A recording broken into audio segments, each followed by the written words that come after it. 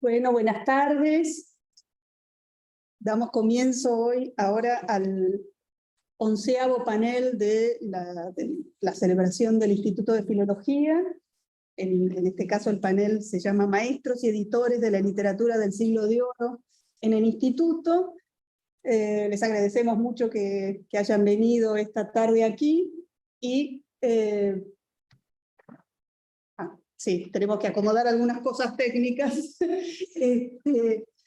Vamos a contar esta tarde con Ruth Fine, que por problemas de viajes no puede estar presencialmente, solo lo tenemos a Fernando Copelo. Pero Ruth Fine, que iba a estar en una transmisión por Zoom, de la misma manera que Isabel Lozano Reniebla, finalmente no puede estar y nos ha mandado una grabación de su intervención. Así que vamos a empezar primero con la participación de Ruth Fine, después con Fernando Copelo y finalmente con Isabel Lozano Renieblas. Juan Diego Vila nos va a presentar y para dar comienzo entonces al panel. Tenemos una muy breve síntesis elaborada de cada uno de nuestros conferenciantes, que por sobre todas las cosas son entrañables amigos. Dos de ellos han sido discípulos de nuestra universidad y de nuestro instituto, y la tercera es directa alumna de doctorado de otro gran maestro como fue Isaías León. Respecto de Ruth Fine, nos importa destacar que es egresada de la carrera de Letras de la Universidad de Buenos Aires y doctora en Literatura Española y Hispanoamericana por la Universidad Hebrea de Jerusalén, en donde se desempeña como catedrática. Fue directora del Departamento de Estudios Españoles y Latinoamericanos del Instituto de Humanidades Generales y del Foro Europeo. Se especializa en la literatura del siglo de oro español, con énfasis en la obra de Cervantes y en la literatura de Converso. En esas áreas ha publicado libros y más de 150 artículos.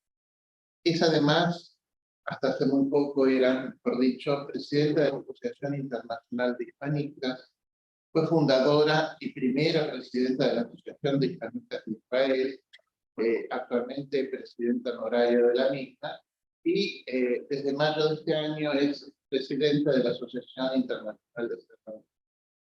En 2013, la corona española le concedió la encomienda de la Orden de Mérito Civil por promover el conocimiento de la literatura española. En 2016, la Real Academia Española la nombró académica correspondiente y con posterioridad la Universidad de Navarra le confirió un doctorado honoris causa. Estamos por descontado que la semblanza que trazará centrada en Frida Weber nos encantará.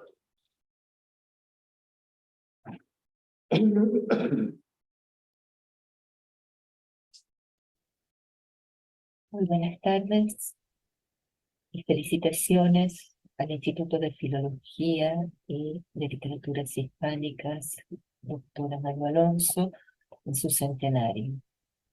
Quiero agradecer ante todo la invitación para participar en este panel a la directora del instituto, que es Marcia Puccio, y al vicedirector Juan Diego Vila, la investigadora Julia Donofrio, nuevamente por permitirme ser parte de este panel y disculparme ante mis queridos colegas y amigos, Isabel Lozano y Fernando Copelo, por no poder estar con ellos simultáneamente y tener que grabar esta intervención un tiempo antes. No me encontraré en Jerusalén ni en el día ni en el horario del panel.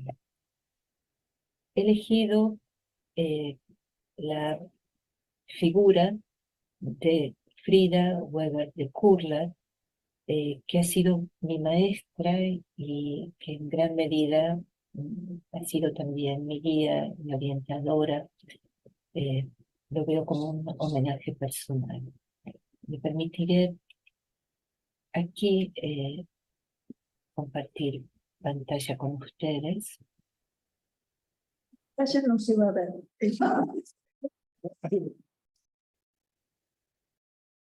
No, ella ya lo... El título que he elegido es el de Defensora de los Estudios Filológicos y trataré de justificarlo. Frida Weber de Kurlat nació en Buenos Aires en el seno de una familia de inmigrantes judíos procedentes de Rusia y de Rumanía. Estudió en el prestigioso Liceo número 1, primer Liceo Nacional de Señoritas, donde también estudiaron numerosas jóvenes brillantes que después se destacaron en el mundo de las letras, en la investigación, entre otros. Así, María Rosalida fue su celadora. Era un poco mayor que Frida. Algunas de las egresadas del liceo continuaron sus estudios universitarios en la Facultad de Filosofía y Letras, en tanto que otras, como es el caso de Frida, eligieron la opción de asistir al Instituto de Profesorado Secundario. Allí conoció a la que sería su amiga de toda la vida, Ana María Barrenechea. Si bien la facultad y el instituto tenían sus propios grupos, no estaban acotados herméticamente, compartían muchas reuniones, muchos intereses y también la enseñanza de algunos profesores. Desde ya el más destacado de todos era el entonces joven, recién llegado de Madrid, Amado Alonso, que ocupaba la cátedra de Filología Española en la universidad y la dirección del Centro de Investigación recién creado, el Instituto de Filología. De este modo, los miembros de ambos grupos se conocerían, intercambiarían ideas, en gran medida gracias al instituto.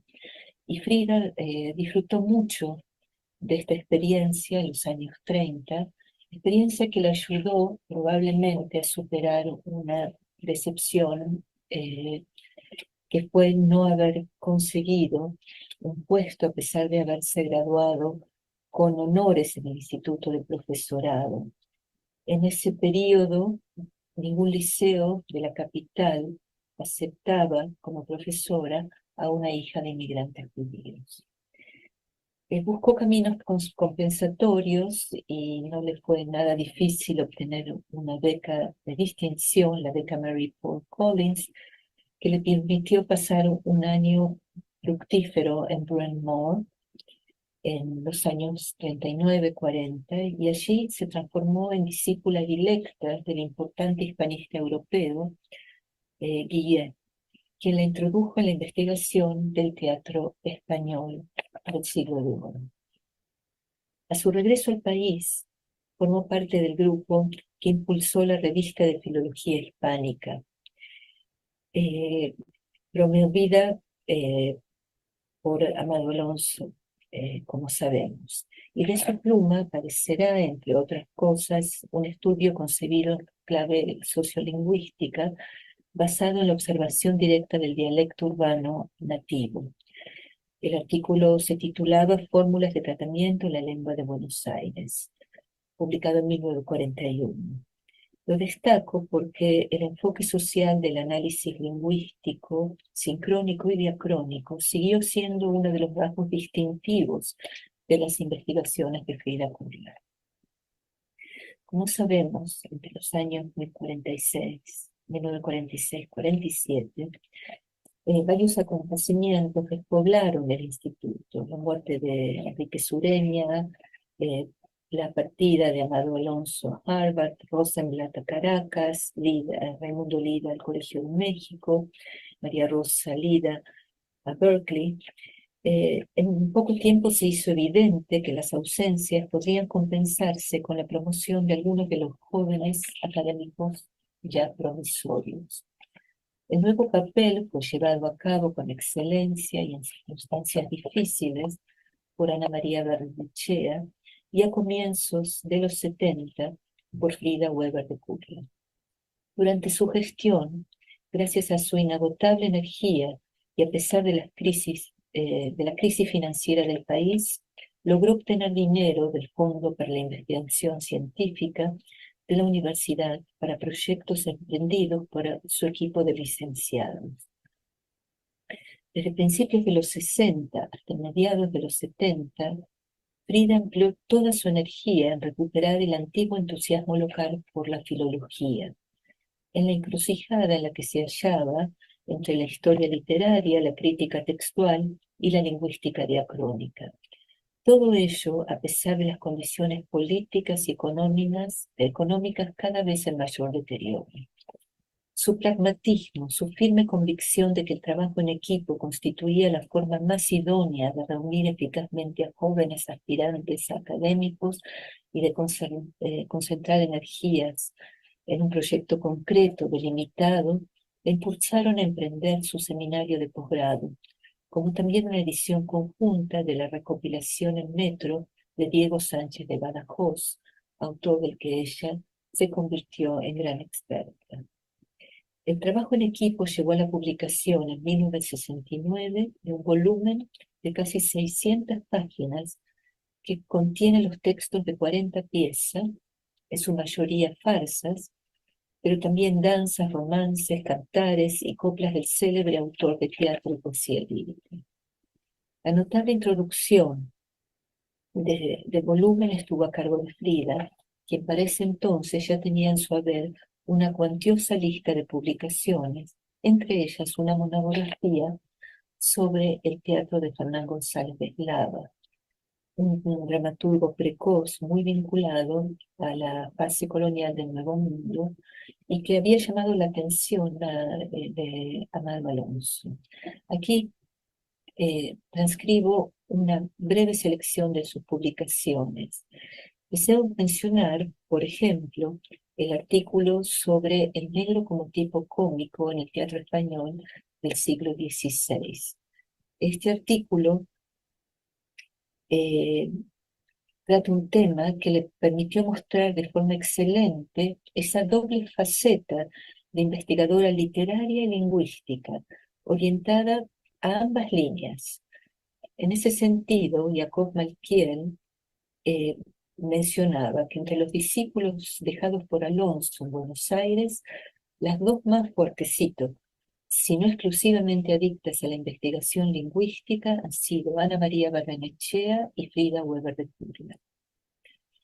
La actividad de Weber se desenvolvió por causas que dialogaban entre sí: la sociolingüística, la dialectología, la lexicología y el análisis filológico, puesto que Frida se formó en la tradición de la Escuela Española de Lingüística, la tradición de Menéndez Pidal, que postulaba el integralismo, la integración de las tres dimensiones del estudio filológico, la literaria, la histórica y la lingüística, y Frida adhería totalmente a esta línea.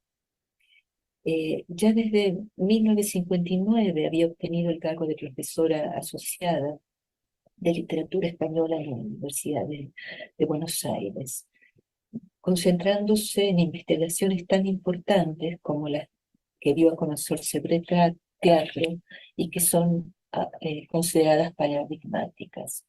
Así su libro, Lo cómico está aquí, lo cómico del teatro de Fernando González, y aquí su portada, caracterizado, entre otras, por una perspectiva glotológica, que presenta un brillante análisis de la técnica cómica en el teatro español prelopesco, ofreciendo una útil historia del sayagués, una de las varias lenguas convencionales de la literatura española.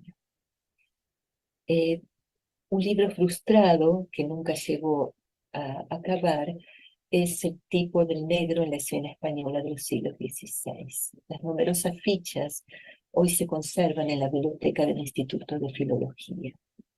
Quiero también recordar su edición para la serie Clásicos Castalia, de la obra de Lope de Vega, Servir a señor discreto, precedida de una breve pieza del autor en torno a la fuente de amar y servir y esperar, y enmarcada por 3 ineludibles estudios sobre el orden.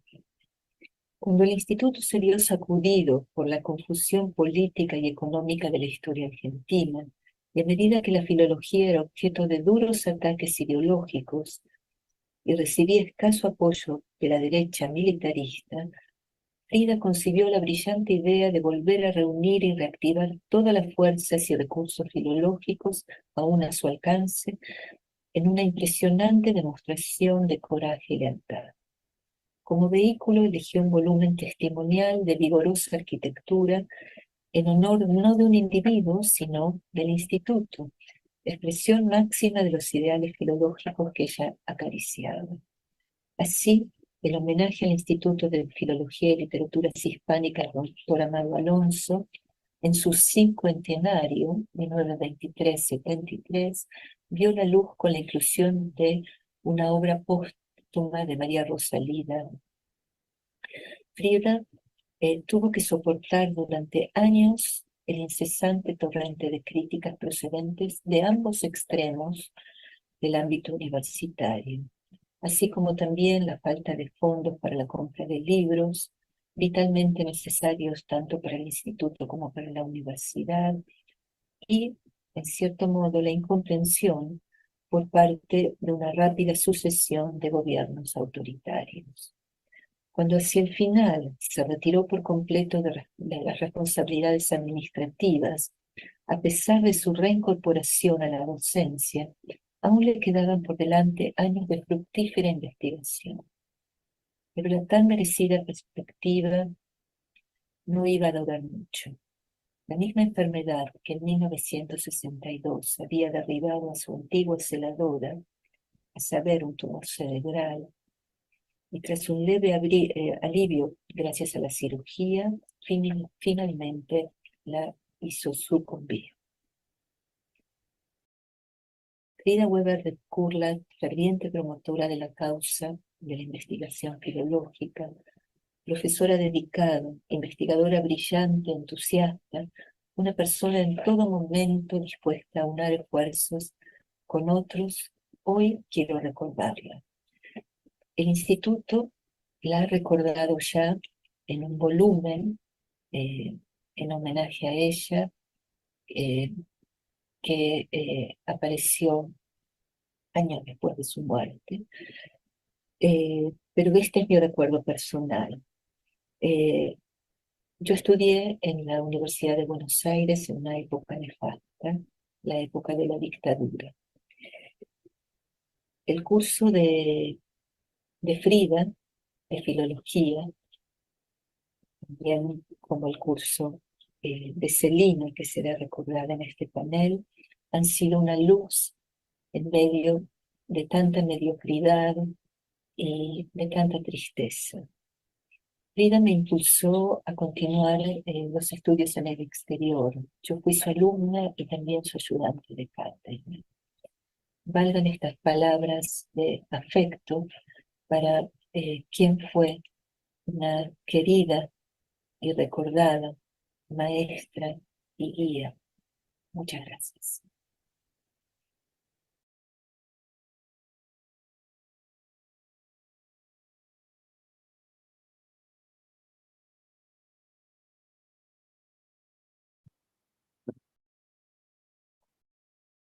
Agradecemos mucho a Ruth por sus palabras y damos entonces ahora intervención a el muy querido Fernando Copelo, nuestro hombre en París durante tantísimos tiempo. Fernando Copelo es doctor en literaturas hispánicas por la Universidad de París III, Sorbonne Nouvelle, después de trabajar como profesor de español y literatura en varios institutos, el Liceo Cristóforo Colombo, Buenos Aires, el Liceo Janson de Sailly, París y el Liceo Romain Rolland de Seville. Fue nombrado maître de conférence en la Universidad de Tours en el año 91. Más tarde, catedrático de la Universidad de Lima en 2009. Fue profesor invitado en la Universidad Hebrea de Jerusalén, y también he impartido cursos de doctorado durante 2 temporadas en la Universidad de Córdoba, en España. Son muy conocidos por todos los especialistas, sus aportes, sobre todo en el ámbito de la novela corta, fruto también en cierta medida de su formación doctoral. Podemos recordar entre sus publicaciones un volumen en colaboración con Gloria Delgado, traducción del francés sería El retrato, campo de civilización, del año 2012, pero sobre todo por la utilidad en el abordaje de muy variados autores, ¿no? Lo propio de los especialistas es a veces fijarse, quedarse en la comodidad, pero Fernando ha recorrido y ha ingresado en autores que incluso los especialistas también recordamos de nombre. Miguel de Cervantes, Diego Sánchez de Badajoz, Lope de Vega, José Spenso de la Vega, Miguel de Barrios, Diego Rosselli Fuenllana, Ambrosio de Salazar, José Camerino, Juan Pérez de Montalbán. Y además se ha interesado muchísimo por el género de incipiente formación en la edad de oro, que es la literatura infanto-juvenil, que le ha permitido abordar no solo obras clásicas, como parece Sebastián May, sino también contemporáneas. Tiene trabajos de Juan Ramón Jiménez, Juan Ibarburu y María Elena Walsh. Para nosotros es un placer inmenso este reencuentro. Fernando, siempre que puede, sus posibilidades lo permiten, regresa a Buenos Aires, integra con nosotros, y desde aquellos primeros momentos en que lo conocimos en algún grupo así dirigido por Alicia, siempre ha estado junto a nosotros. Así que es un placer darle la palabra, esta semblanza de Celina Cortázar. Bueno, gracias Juan Diego, y me gustaría primero dar las gracias a Julia y Juan Diego por haberme propuesto compartir hoy este momento con ustedes en este territorio, entre estos pasillos y aulas donde me formé y que tienen que ver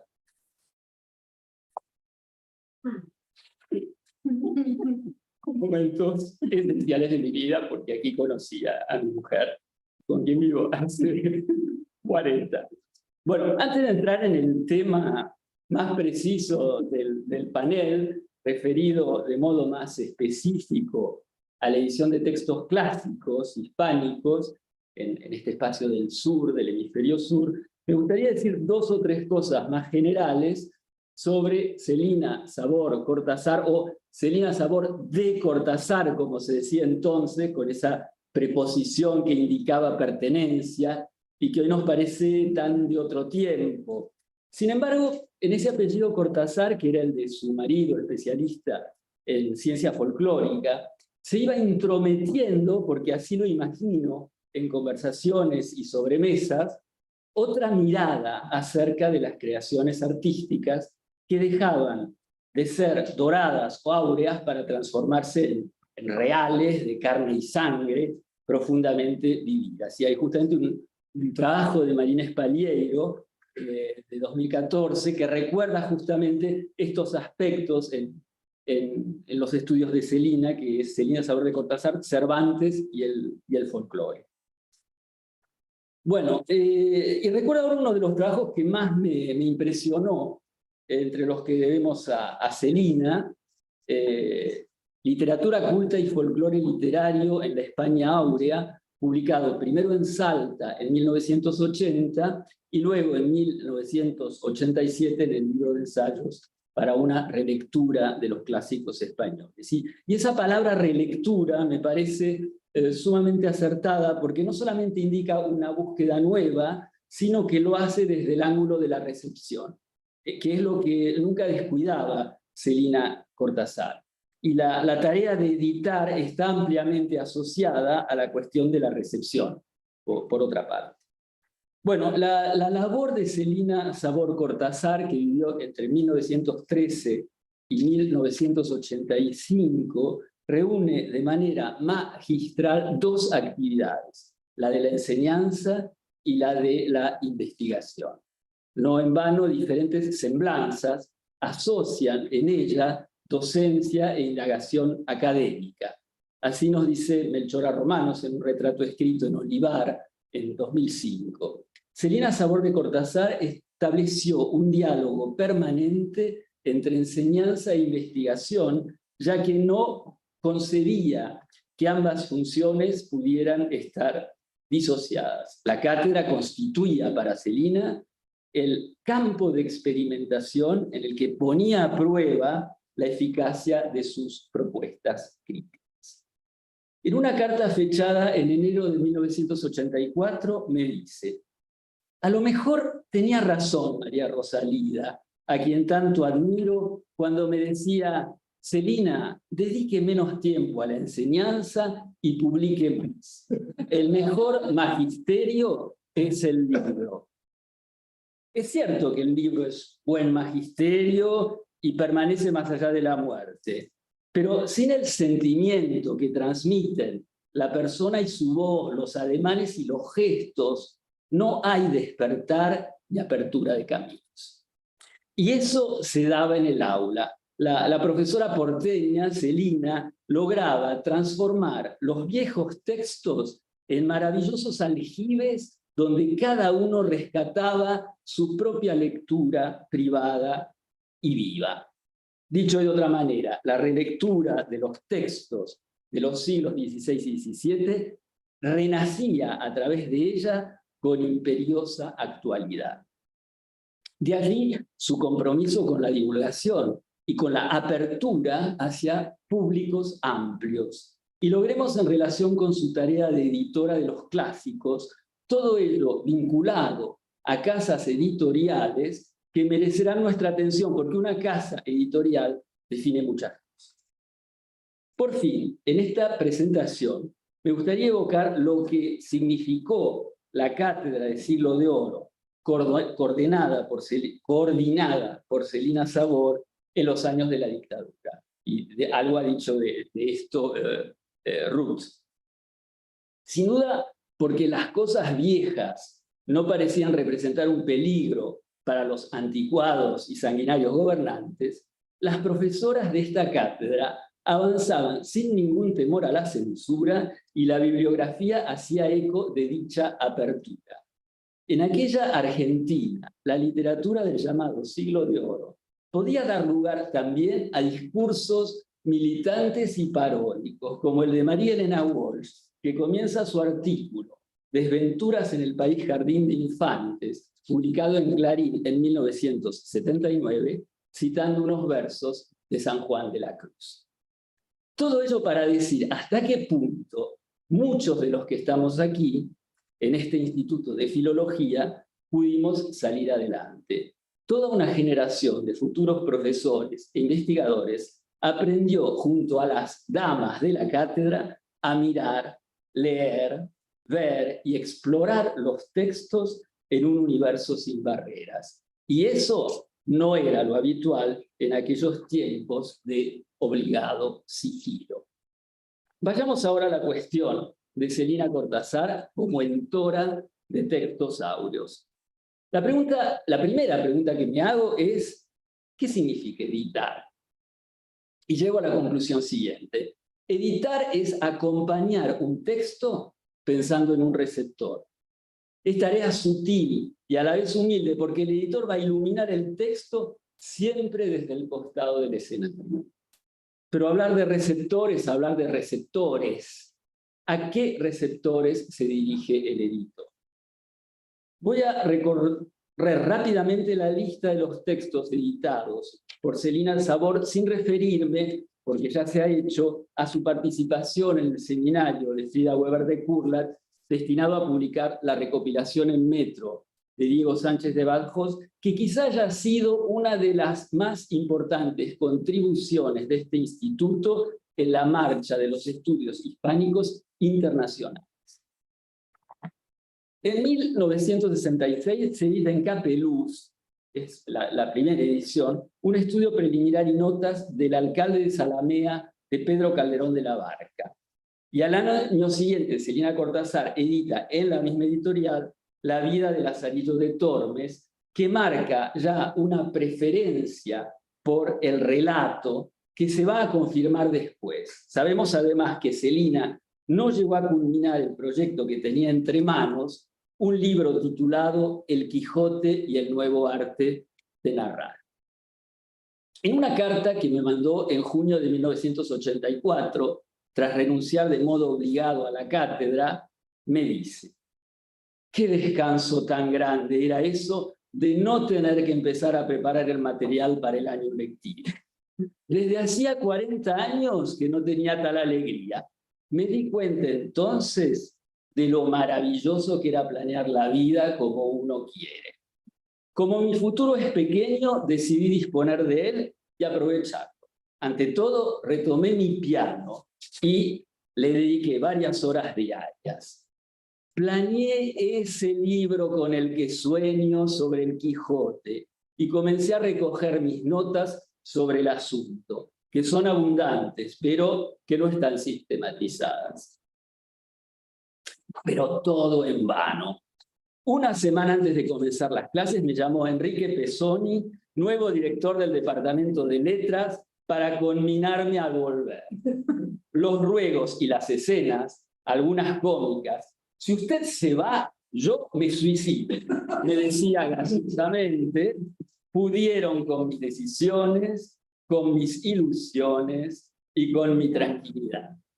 Este proyecto queda entonces inconcluso, el proyecto del libro sobre Cervantes, pero muestra de qué modo son Cervantes y el relato los temas con los que hubiera deseado Celina Sabor concluir sus investigaciones. Bueno, sobre la autora como cervantista puede leerse el trabajo de Julia Donofrio de 2019, Celina Sabor de Cortázar y la enseñanza viva de los textos cervantes.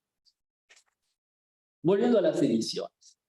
En 1969 sigue la publicación por la Editorial Universitaria de Buenos Aires del Quijote, en colaboración con Isaías Lerner y con prólogo de Marco Morini. Sigue luego otra edición en Capeluz, otra vez, en 1972, de las dos últimas novelas de Las Ejemplares, El casamiento engañoso y Coloquio de los perros. De nuevo el Quijote en 1973 para Capeluz, pero esta vez es ella la que redacta el estudio preliminar, mientras que se reproducen las notas de Martín de Riquer. Esta edición tiene una gran difusión en el Cono Sur.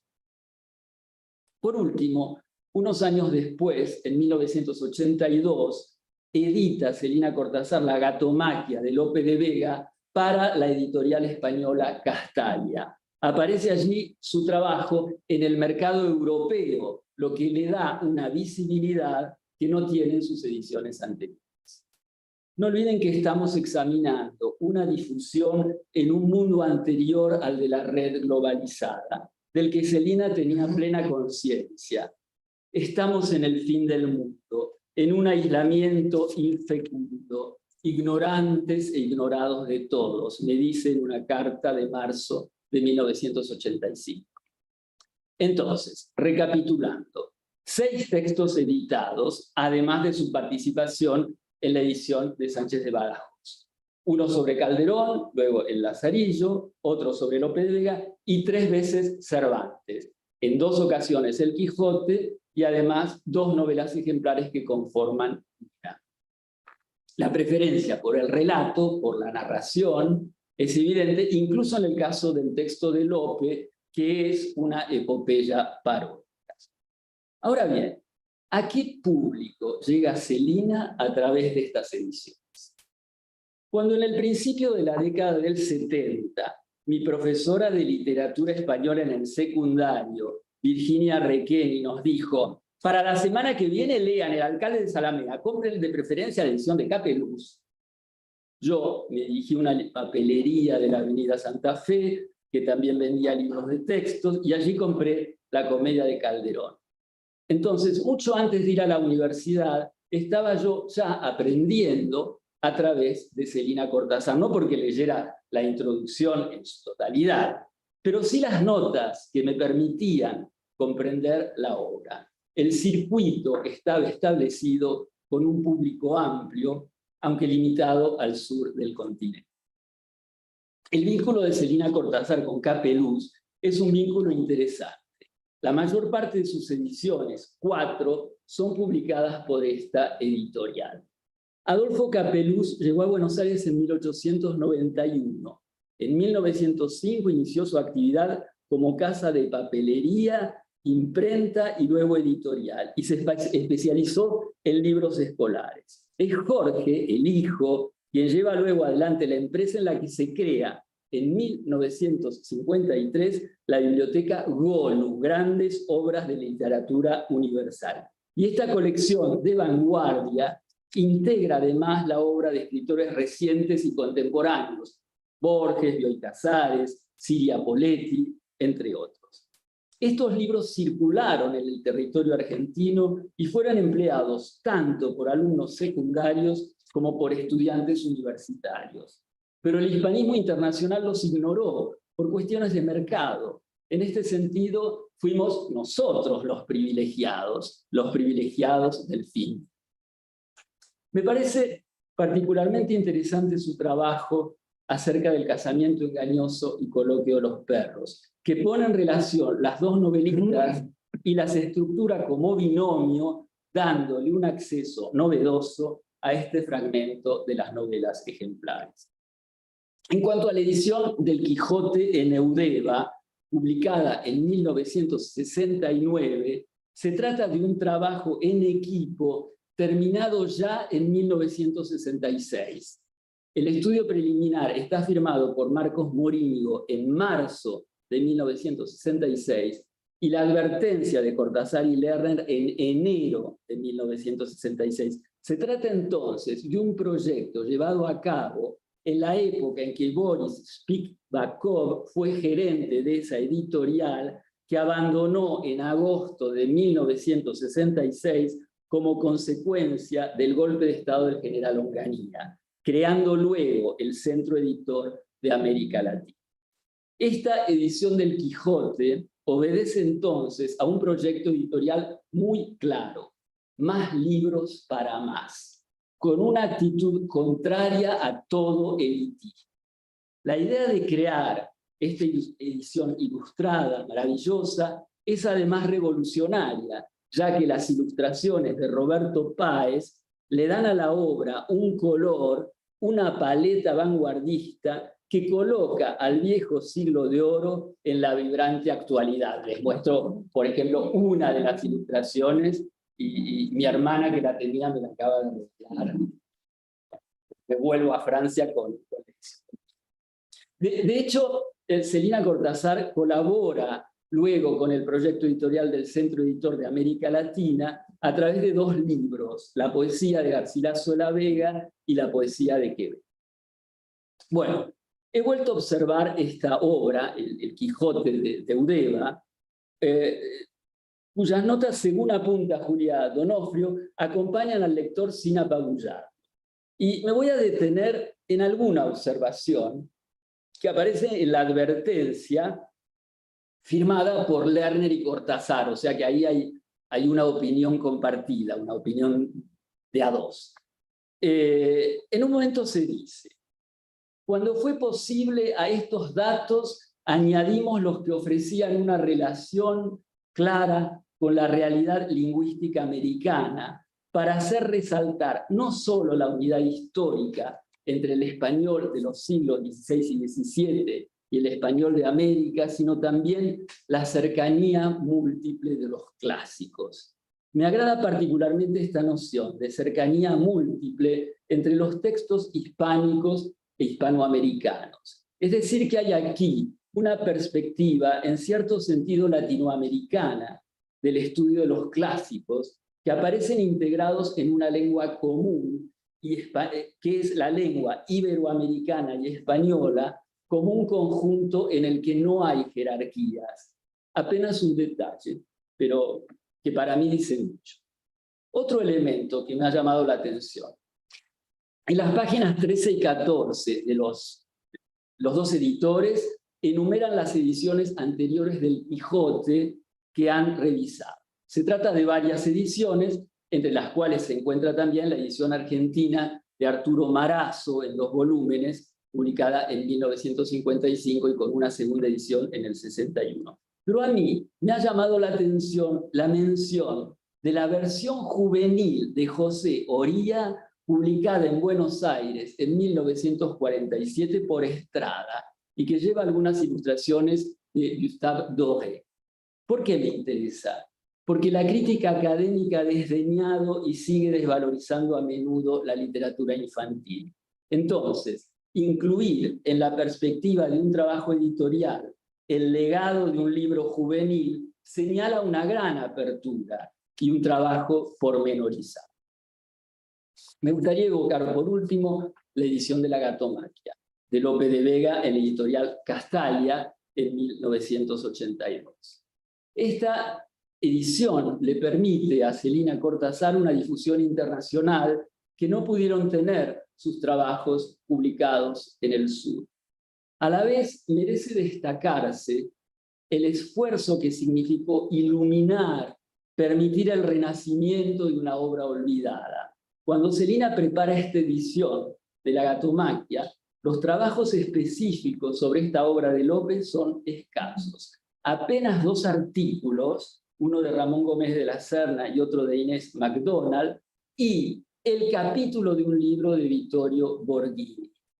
El trabajo de Celina es entonces arduo, detallado, minucioso, tanto en lo que se refiere a aclaraciones léxicas como a comentarios históricos o literarios, con especial atención a la cuestión del género. ¿Quién se hubiera animado a tal aventura? Hoy, 40 años después, disponemos de otra edición del poema burlesco de Lope, la de Antonio Sánchez Jiménez, publicada en Cátedra el año pasado. La comentadora en la nueva revista de Filología Hispánica, Sofía Pérez Martínez, habla de un trabajo refinado de edición y de anotación. Creo que desconoce, aunque la menciona, la edición de Celina Cortázar, porque por detrás de la nueva edición se encuentra la obra difusora de Celina. Es un trabajo incalculable de esa edición. Y está muy bien que unas ediciones superen a otras en la fuerza que dan las generaciones nuevas que revisan y enriquecen, pero por detrás está todo el trabajo anterior. Hoy los Animal Studies y el peso que cobra el mundo animal pondrán en el escenario de la actualidad una obra como La Gatomaquia, pero cuando Celina Sabor la edita, el suyo es un esfuerzo iluminador y solitario. Y ahora termino, se fijan. El Instituto de Filología tuvo en ella una representante superlativa y sus ecos nos acompañan y movilizan. Seguramente María Rosalida tenía razón. El mejor magisterio es el libro, pero yo no me puedo olvidar la algarabía y la pimienta de la palabra viva de Celina aquí entre nosotros. Bueno, gracias.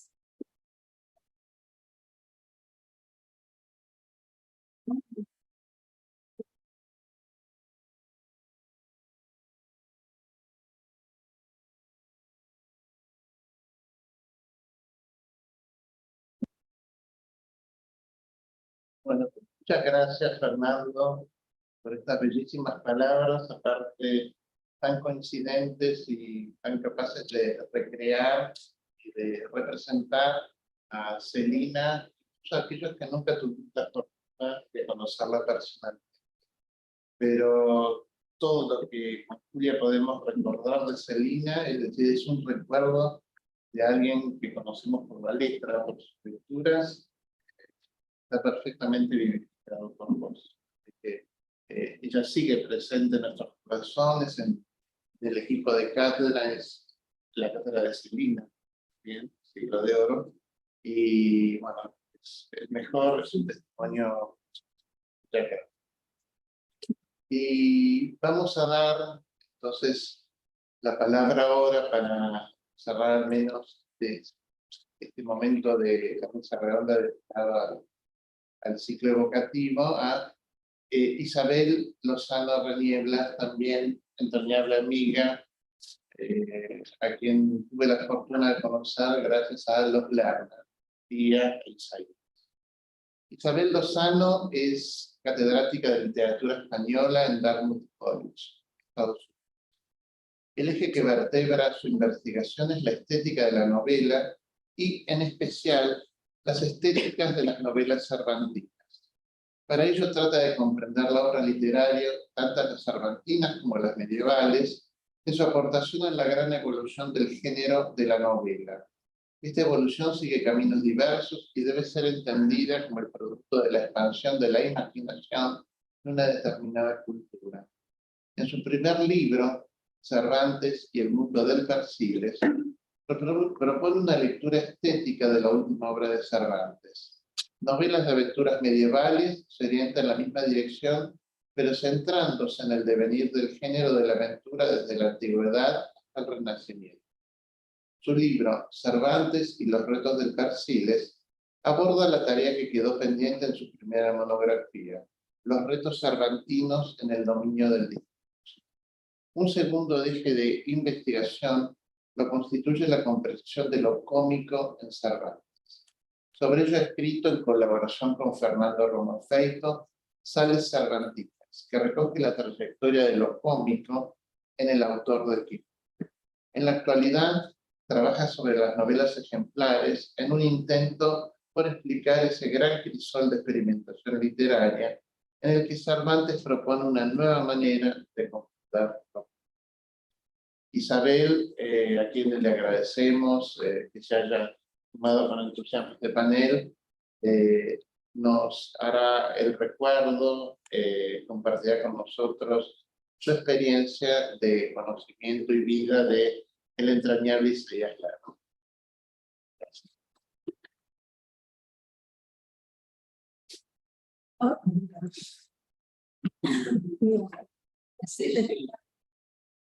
Me parece que está sin audio. Sí. Ahí sí. Soy una distraída de mucho cuidado. Decía, muchas gracias Juan Diego por esas lindas palabras. Gracias de nuevo por la invitación a ti y también a Julia, y la verdad es que para mí es un honor poder participar en este panel. Quiero unirme, después de oír a Ruth, a las felicitaciones de Ruth al Instituto Amado Alonso por su centenario. Y la verdad es que me parece una magnífica idea que hayáis reservado este espacio a los 3 maestros argentinos. Me hubiera gustado estar con ustedes y en un principio así lo pensé, pero tengo algún que otro problema con la inmigración americana y entonces mis débitos los tengo que pagar. Al hilo de las 2 presentaciones anteriores, la de Fernando y la de Ruth, me ha parecido conveniente introducir una pequeña explicación de cómo fue mi relación con Lerner. ¿Por qué? Porque tal y como he planteado mi intervención, que me he ceñido exclusivamente a lo que me había indicado Julia, la presentación es una presentación muy distanciada. Y en absoluto me gustaría que se quedaran ustedes con esa idea.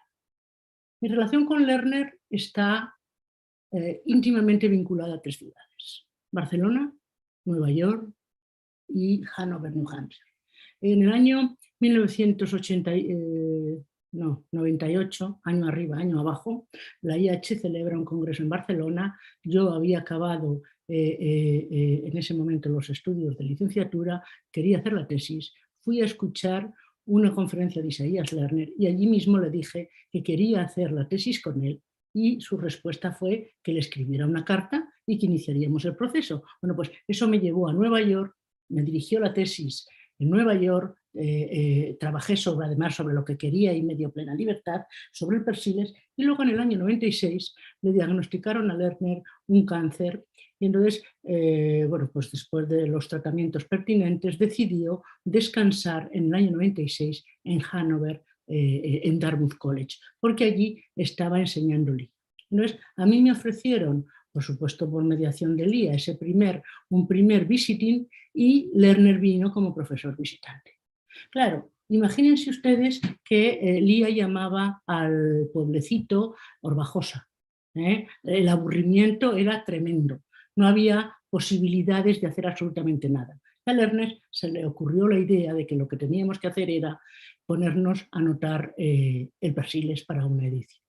Estuvimos prácticamente un año leyendo lo que se llama una lectura con asistente, ¿no? en la jerga editorial. Leyendo Persiles, trabajando sobre la anotación, el texto quedó perfectamente preparado para editarse y nos pusimos en contacto con Gonzalo Pontón, que entonces dirigía la editorial Crítica. Pero se le antojó, no sé bien si a Gonzalo Pontón o a Francisco Rico, que había que mandarles unas pruebas de cómo anotábamos. Entonces, claro, Lerner para esas cosas tenía muy malas pulgas y dijo que a él, Francisco Rico o Pontón, no me acuerdo cuál de los dos era, no lo examinaba de cómo editar el Quijote. Entonces, allí se quedó, no, aquello no fue a más. Y luego cuando se murió Lerner, me propuso Penguin editar el Persiles. La verdad es que yo el trabajo de edición, es decir, aquello se quedó totalmente olvidado, no ha sido una de mis prioridades. Pero cuando me lo propuso Penguin, pensé que era una buena idea de desempolvar aquello que nos había divertido tanto durante un año. Y entonces saqué una edición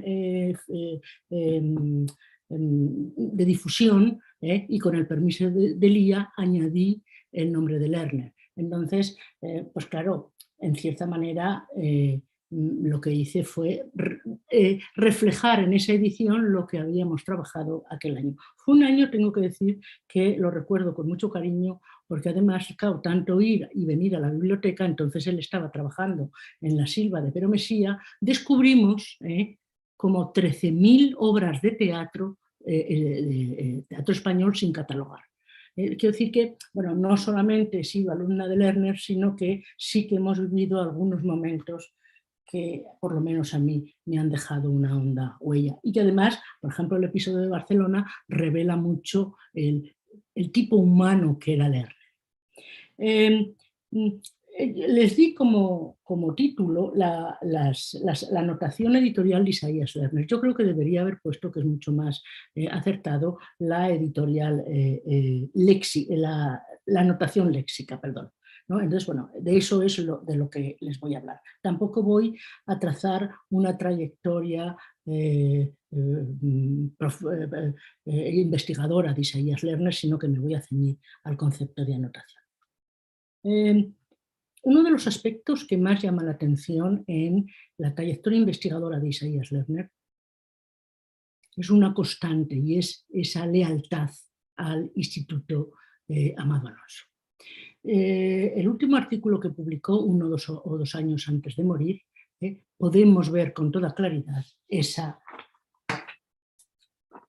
lealtad. Dice, está hablando de la miscelánea antártica de Cabello de Balboa, que fue en el último texto que él trabajó.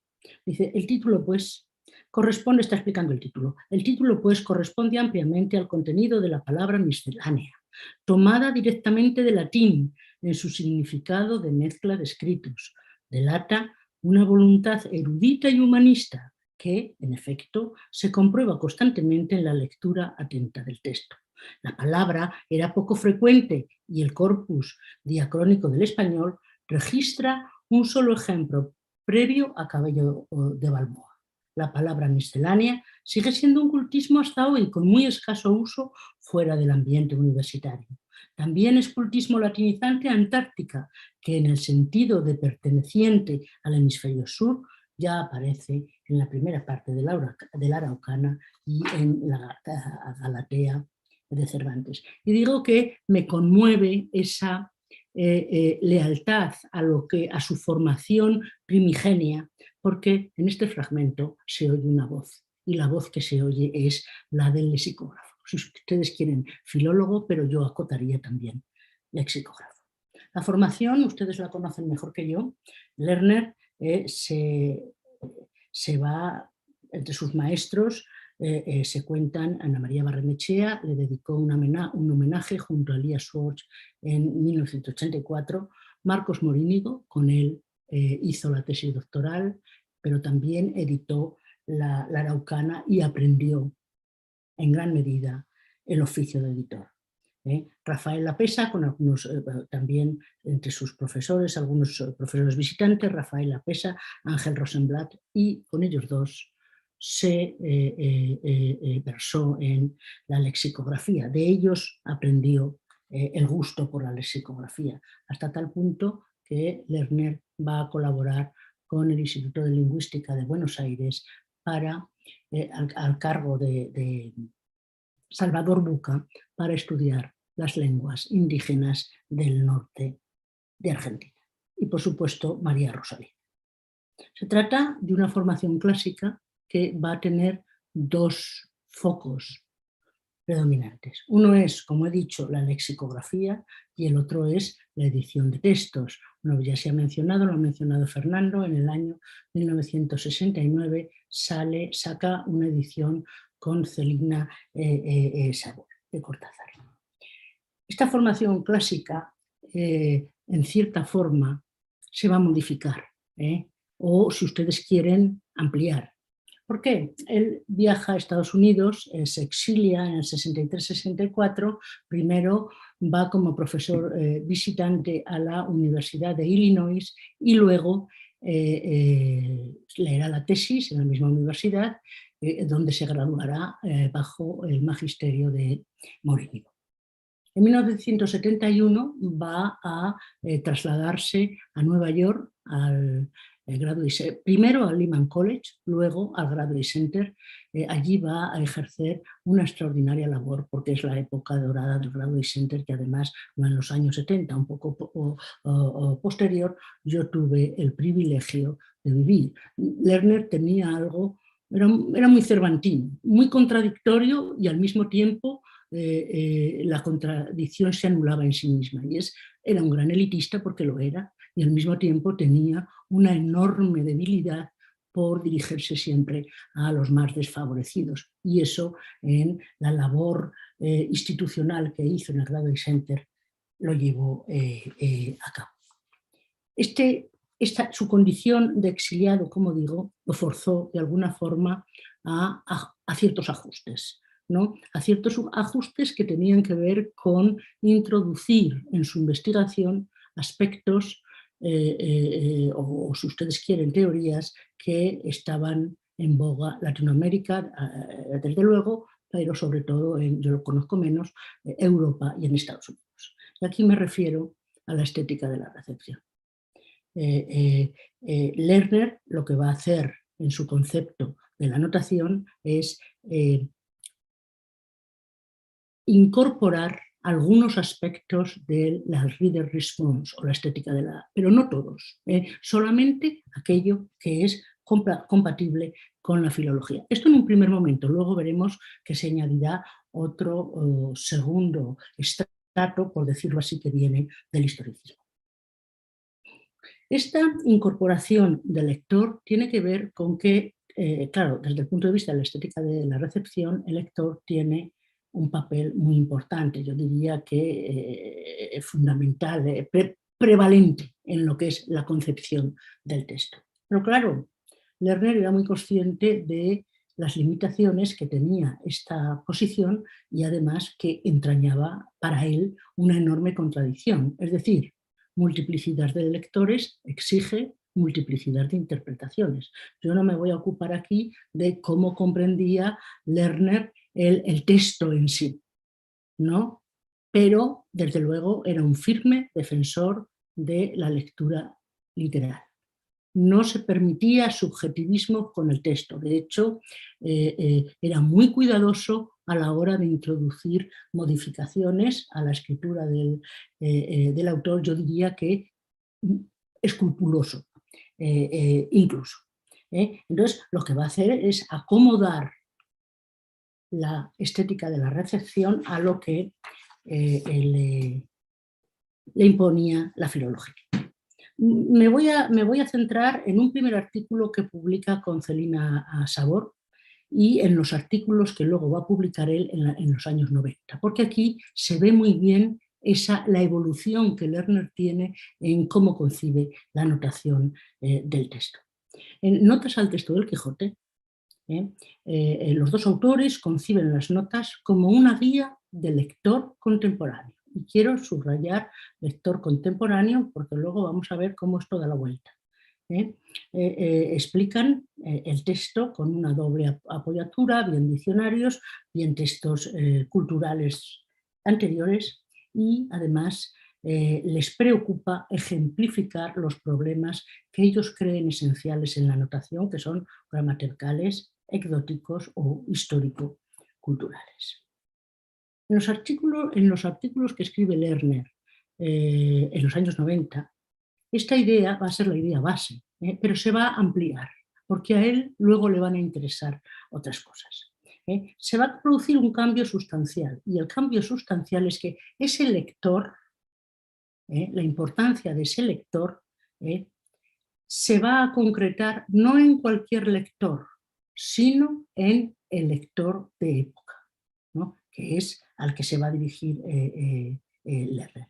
Se aleja de esa posición que abría la puerta, o que abrió la puerta en la estética de la recepción, de las lecturas infinitas, por decirlo así.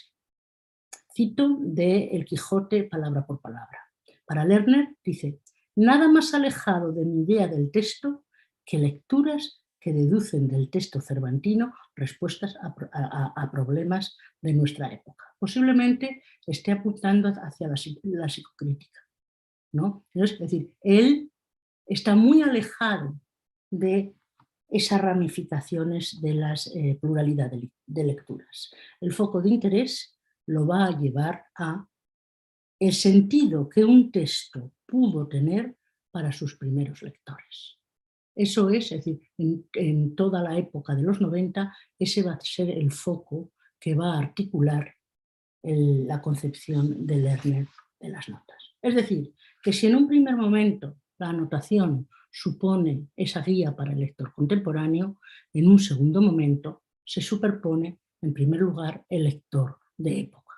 Esto implica una concepción diacrónica, ¿no?, de lo que va a ser la anotación. Y además, él mismo hablaba de la recepción, es decir, la importancia que tiene la recepción inicial de un texto.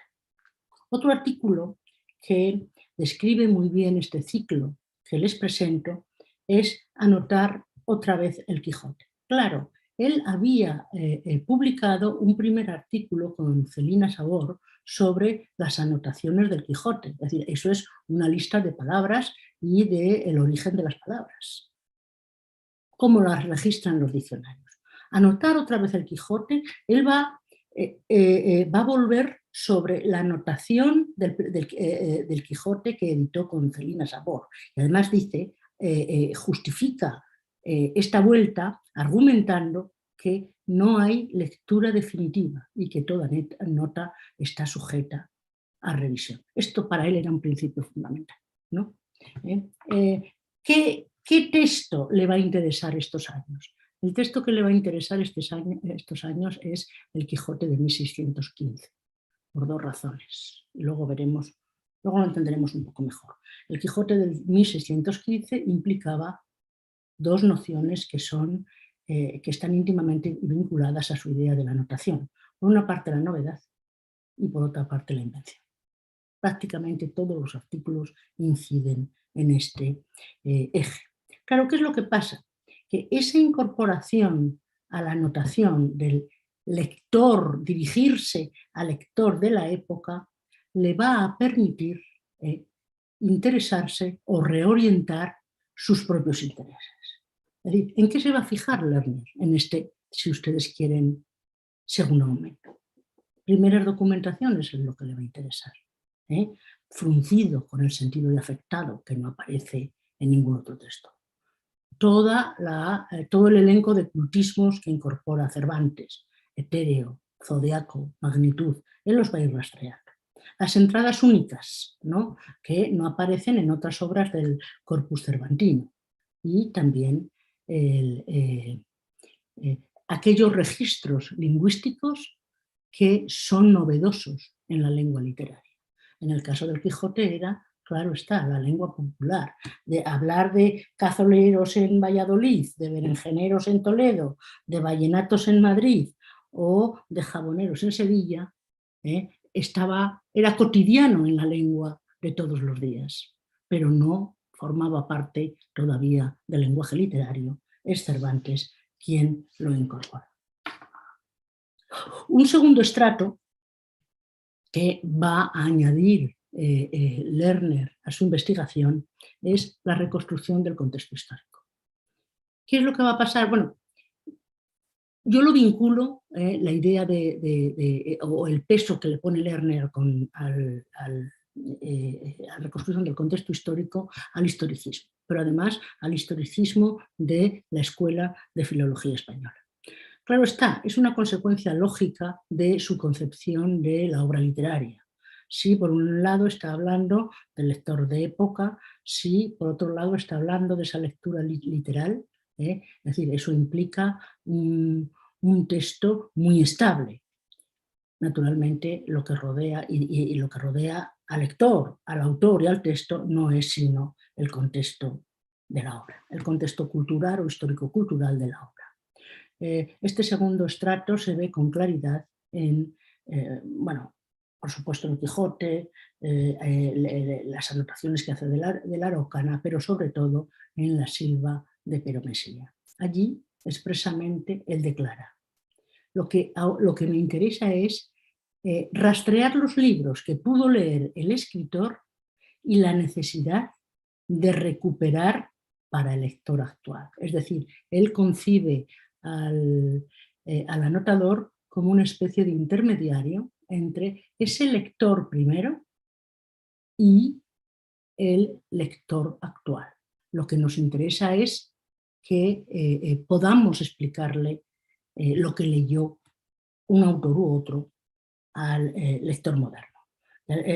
Tiene, por ejemplo, uno de los títulos que trata de este tema, es El Quijote desde su contexto cultural. Yo creo que la mejor, si ustedes quieren, definición de Lerner como investigador, yo la tomaría de una idea de Ana María Barrenechea.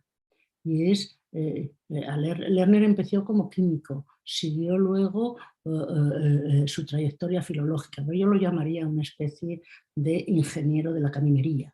Ingeniero de la caminería porque él lo que hace siempre es trazar puentes. Si ustedes revisan el Quijote, el binomio novedad-invención. Si ustedes revisan Mesía, lo viejo y lo nuevo.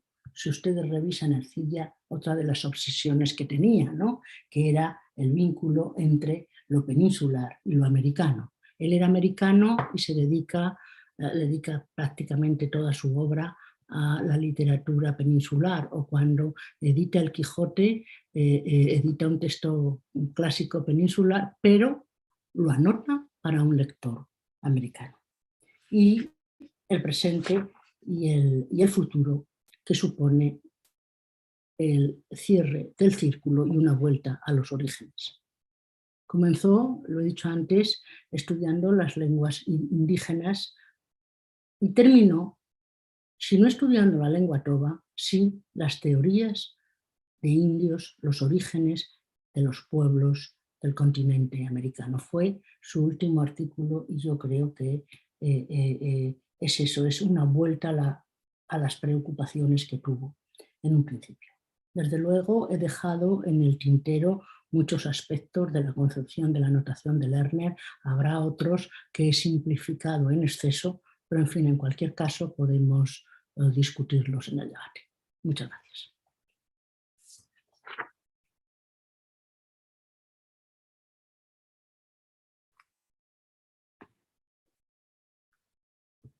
Muchas gracias, Isabel, por tus palabras, tu recuerdo del querido Isaías.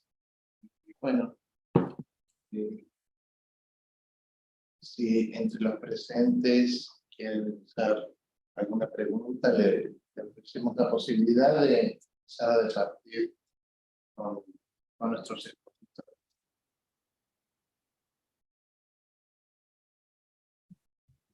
¿Alguien? O quizás simplemente comentarios, porque hay otros que también fueron, ¿no? Participaron de la vida del... Exacto. ¿No? Yo pensé, me han gustado muchísimo todas las exposiciones. En en la tuya, Fernando, cuando remarcabas la singularidad de esa primera edición pensada para un público lector latinoamericano, porque se incorporaba en el proceso de anotación registros de obras y de problemáticas léxicas que, por ejemplo, iluminaban que lo que en España podía ser anacrónico o entrado en desuso, en estas comarcas era todo lo contrario, porque se había mantenido vivo. A mí también, uno de los aspectos que yo siempre recordé en estos diálogos que uno mantiene con los maestros es que la edición de Isaías y Celina también fue, y curiosamente sigue siendo, la única edición del Quijote anotada por una mujer. ¿Puedes repetir, por favor, Juan Diego, que no te he oído la última parte de la frase? Es la única, que yo sepa, edición del Quijote que lleva como anotadora del universitario, ¿no? Académico, a una mujer. Y es la primera, si no me equivoco. Y eso me parece llamativo, no porque vaya aquí a postular que existe un modo de anotar específicamente femenino. No lo descarto, pero no es algo que he pensado para este momento. Pero sí lo que he considerado es que desde las instituciones, desde el sistema editorial, entregar el Quijote para ser anotado no era algo que graciosamente se iba a dar a una mujer. En este sentido, me parece muy llamativo que además sea a través de un binomio, ¿no? De hombre y mujer, de Isaías y Celina juntos anotando, ¿no? Porque si bien es cierto que después floreció el sistema editorial, hoy día parecería como que un sinfín de proyectos doctorales solo se acrisolan y se validan porque sos editor o porque estás editando una comedia inédita, un documento autógrafo, algo perdido, y que eso ya te convierte en doctor. Entonces, cuando ese boom editorial no existía, las casas, las librerías, las marcas, y no todas las editoriales tenían todos los textos anotados, existían entre los grandes maestros criterios de prelación. O sea, a nadie se le hubiese ocurrido un texto como el Quijote estuviese al alcance de cualquiera, ¿no? Los grandes autores siempre estaban destinados a los grandes editores del mundo, ¿no? Entonces me parece algo digno de recordar. Bueno, a nivel anecdótico, yo fui estudiante, tuve el privilegio de Celina en un curso fundamental que impecable, eran anuales en esa época las materias, y porque eran multitudinarios, pues los teóricos no eran obligatorios, pero muchísima gente iba a esas clases, entre ellos yo. Eran unas, en realidad es un recuerdo muy diferente al que evocaste, porque me parecían de una erudición extraordinaria, admirable, y realmente y muy severa. Me acuerdo del examen final oral, que realmente íbamos un poco atemorizados y salíamos pensando. Buscaban ahí nuestros conocimientos, indagaban nuestros conocimientos. Además, una cátedra extraordinariamente orgánica. Alicia Parodi fue era la ayudante de trabajo práctico, ¿no? De poesía. Y Melchora Romano de muchas clases, creo que era asociada, junta, bueno, sí, ahí un poco conocido. Era todo algo, una cátedra maravillosa. Hice luego mi doctorado en Nueva York, que fui, de hecho, compañera de Isabel, y fui estudiante de Isaías también. Y bueno, y he conocido muchísimos años en Estados Unidos muy bien el sistema americano, y realmente pensaba, y a veces se lo he dicho a algunos de los colegas americanos, que estas cátedras maravillosas de las que aprendí tanto en Buenos Aires eran extraordinarias, verdaderamente. Y aunando un poco esto con lo de Lerner, recuerdo haberlo oído comentar varias veces, él era joven, creo que ella ya tenía una carrera cuando coincidió en esa edición del Quijote, que leyeron 3 veces en voz alta, entonces para hacer la puntuación del texto.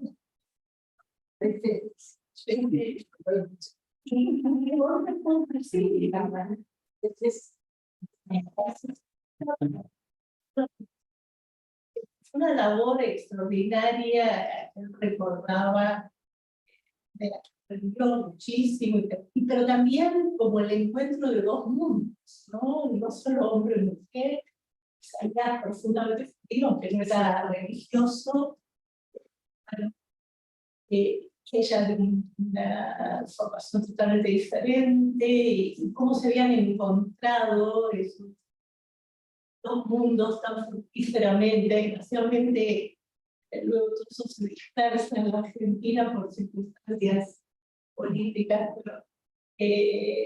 pero la verdad es que tuvo un recuerdo inolvidable, esas clases de las imborrables, formativas. También otra cosa que vi en Estados Unidos, y tuve el privilegio de estar en esta época de oro del Graduate Center, que contribuyó muchísimo, salía sin duda en el programa de español, ¿no? Porque nosotros hablamos del Graduate Center como si todo hubiera sido un programa de español. En realidad era el programa de español del Graduate Center. Que realmente, bueno, llegué con una formación fuerte,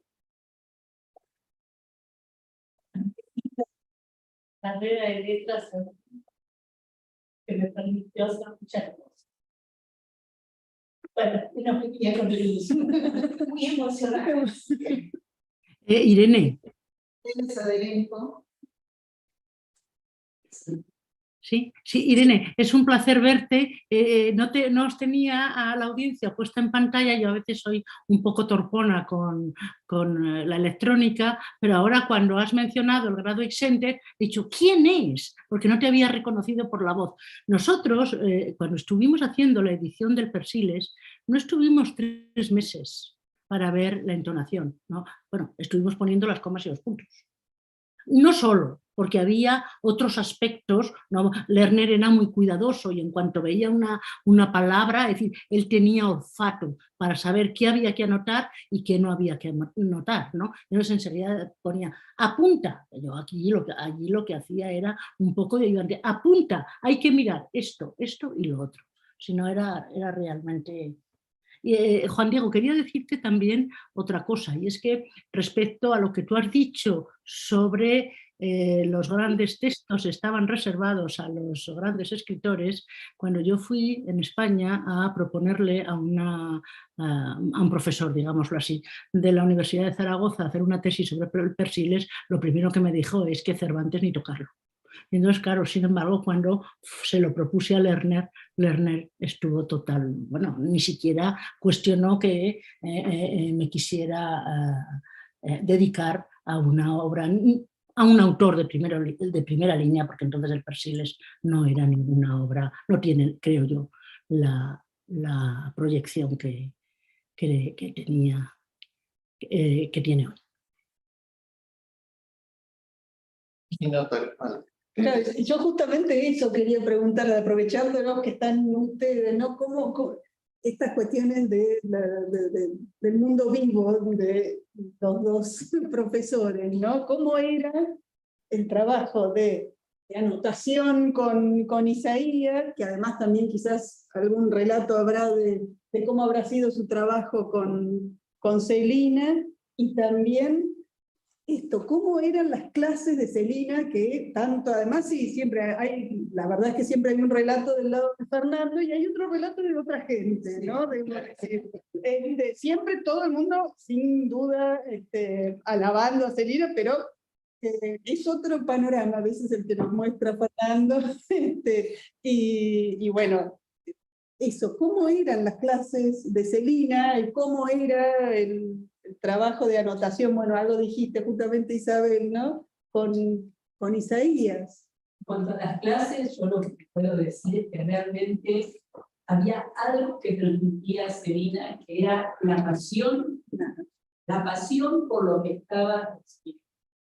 Realmente era imposible sustraerse a eso. Creo que eso es una virtud que muy pocos docentes tienen, más allá de que sepan más allá de la cuestión erudita, que se duda, pero realmente en ella había una pasión, que inclusive quizás por ahí puede explicar también alguna de las contraopiniones que puede ver. Dar examen con Celina era todo una experiencia. Yo recuerdo que cuando di mi examen final, Celina primero me hizo un elogio, que sé yo, le había gustado mucho mis parciales, después empezó a sacudirme con preguntas de una manera tal que había 2 o 3 que estaban esperando y se fueron. ¿No? Me dijeron, si algo que te lo digo, si algo que te lo digo, así te pregunto todo esto. A nosotros nos mata. Y yo tiempo después se lo comenté. Dije, sí, ay, dice, soy tan terrible tomando esa... Sí, la verdad es tan terrible. Digamos, y era parte de esa misma pasión. Claro, que es la pasión que se lee también en los textos cuando ella... Claro, cuando ella hablaba de la cátedra, me acuerdo que un comentario era, cuando estábamos en Independencia, que es una escalerita, ahí va Celina abriendo estudiantes, ¿no? Porque parece que ya toda la cátedra iba atrás, claramente, ahí va Celina abriendo estudiantes. Pero realmente una experiencia... Era toda una experiencia, y era una experiencia aparte en un periodo en el cual realmente estábamos inmersos en una situación realmente que era muy desagradable para estudiar, por circunstancias que todos conocemos. Entonces, la verdad que encontrarse con una persona que ponía esa pasión, esas ganas, y que aparte tenía un grado de aprender.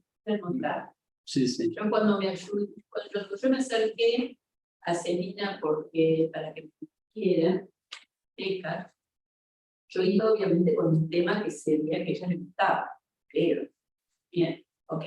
No era quizás lo que a mí me gustaba mucho, pero no tanto, y ella inmediatamente me dijo, sí, pero, háblele. Estaba muy interesado en ese momento en Bastille, ella, y diciendo, no, pero para vos quiero que leas Hamlet, etc. Y era salir, digamos, de un tema que era el tema de ella, que ella manejaba, etc. Pero era como pensar más en qué es bueno para fulano que en qué es más cómodo para mí. Gracias. No, claro.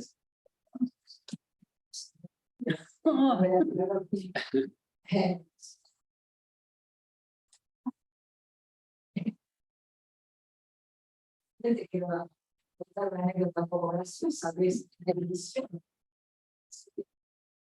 Esa famosa televisión se hizo. Es decir, que una vez o la última semana venía Isaías a las 2 de la tarde y iba a las 7 de la tarde. Durante todo ese tiempo, ya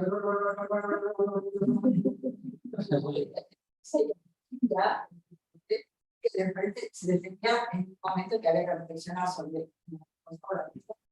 durante todas esas horas era imposible tocar el piano, era imposible escuchar música, era imposible recibir a y decir, no importa mi casa, convertía en un templo cerrando. Eso duró varios. Es decir, que yo llevo el recuerdo, porque joven, muy fuertemente, de enorme amistad. Y en relación nos une prácticamente. Digamos que la misión de Padre del Teco más Francisco de la Tarde, aparte del espíritu, realmente creo que esa amistad, algo se nota en la edición. Esa edición surgió no solamente del trabajo intelectual, sino también de toda la vida de amistad, de colaboración, casi familiar, porque todos estamos más o menos colaborando. Pero también de enorme ambición intelectual, algo que yo creo que todos tenemos que tener presente y que se fomentan estos trabajos tan chiquitos, tan focalizados en un puntito. Bueno, yo he leído, pero me conozco el poema de New York City. Claro, esto ya fue de Estados Unidos, pero jamás no, me dijeron, vas a tener que pasarte años leyendo bibliografía, no sé escribir, pero nadie me dijo, no lo empleen. Creo que esto nació claro que antes que Celina estuvo María Rosario. El hispano medievalismo, la Argentina con una voz bellísima, pero es de emprender proyectos muy ambiciosos, con mucha ambición. Que no nos olvidemos que María Rosario, más allá del hispano medieval, un libro acerca de Sófocles.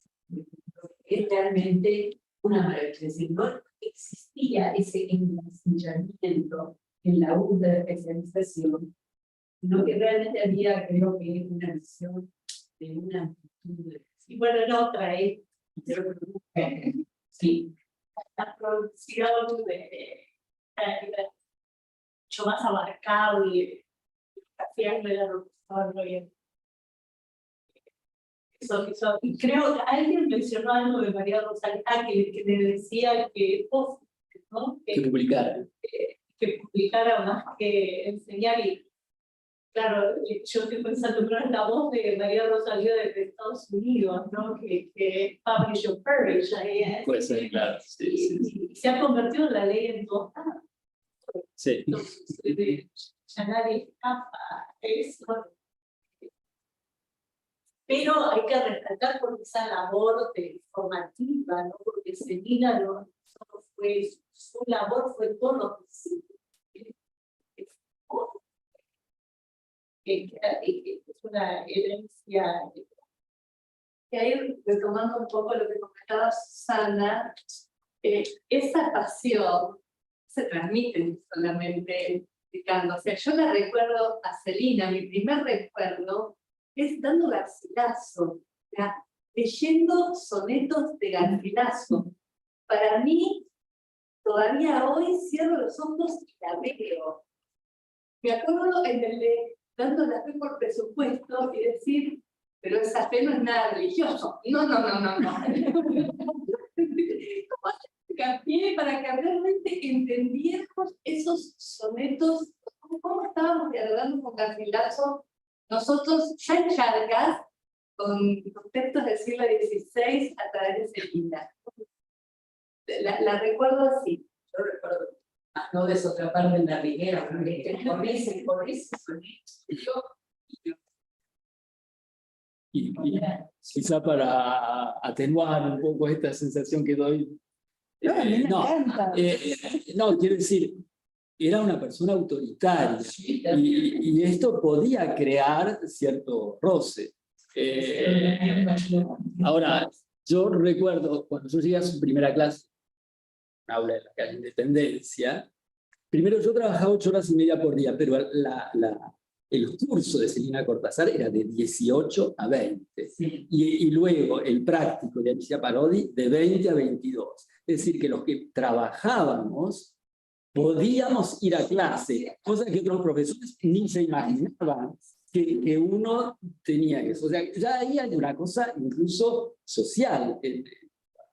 Yo llegué a la clase de Celina Cortázar ahí en Independencia, y vi una mujer pequeñita con una voz que yo siempre la asocio a la voz de cuando escuché por primera vez a Simone de Beauvoir. Es decir, una voz de maestra, así, pero quedé seducido completamente. Yo tenía la idea de trabajar sobre literatura española contemporánea, Goytisol, Ana María Matute, ese era mi proyecto. Yo dije, yo sí, lo leo. Es decir, me quedé cautivado por la persona y la personalidad. Pero tenía esa cosa autoritaria. Pero lo que sí tenía, y creo que en esto era progresista y avanzada, vos decís que había una cosa muy, quizá, de citas, erudición, etc. Era extremadamente clara. Es decir, la erudición te la ponía al nivel para que vos pudieras acceder a esa erudición. Y en esto era el conocimiento llevado a todos, o a la mayor parte. Preocupación pedagógica. Preocupación pedagógica total. No, el país que utiliza más la cita para auto, Sí. para realmente ponerla Exacto. pensando en a quién, en el destinatario social. Sí, Es lo mismo sí. hablarle a colegas que hablarle a... ¿Era autoritario o es autoritario? Son cosas muy bien.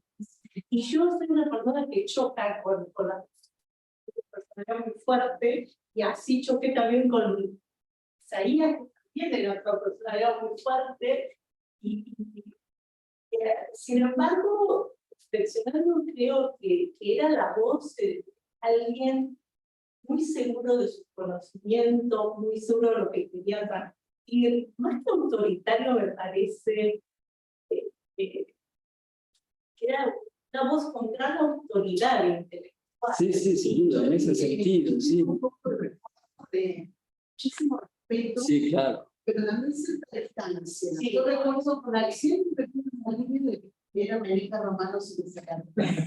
Porque era con quien yo me sentía como más confiada. Porque Celina era una distancia que era también como con Celia Covasi, ¿no? Que eran profesoras sí que enseñaron mucho, pero al mismo tiempo imponían tal respeto, no sé, por ahí, es muy subjetivo esto, pero ahora la personalidad, el magisterio de Celina, pero yo tampoco, digamos, se me cayeron las lágrimas, porque evidentemente hay un recuerdo del aprendizaje, de las experiencias, pero también después pensé, pero sí, yo me acuerdo cuando di el examen final, que me tocó con Meneca y dije, bueno,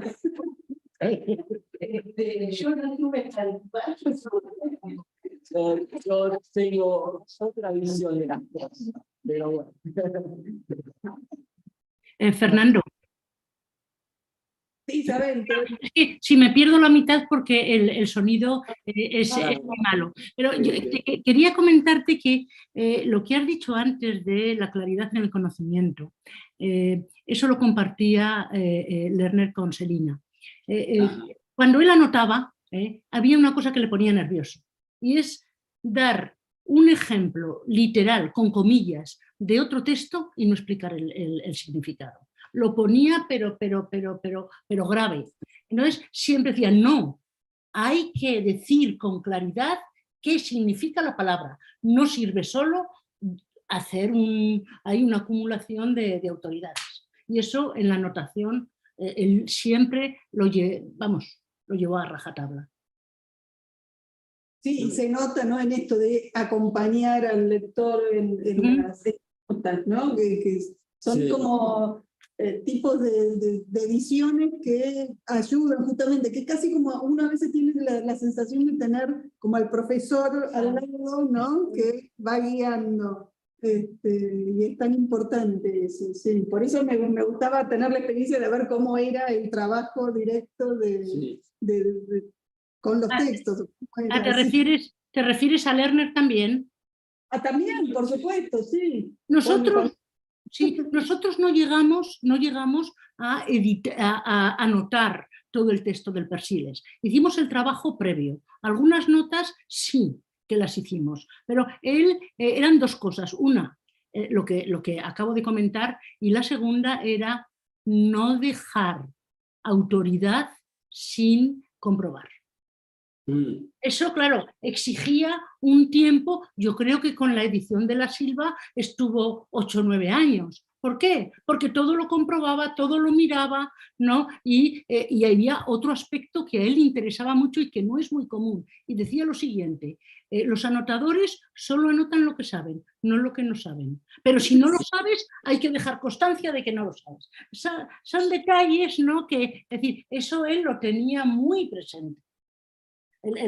Por ejemplo, las anotaciones de tipo ecdótico, pues es que eran una continua pelea con él, ¿no? Porque, claro, se negaba a tocar un texto. A veces lo tocaba, pero solo cuando ya no quedaba más remedio.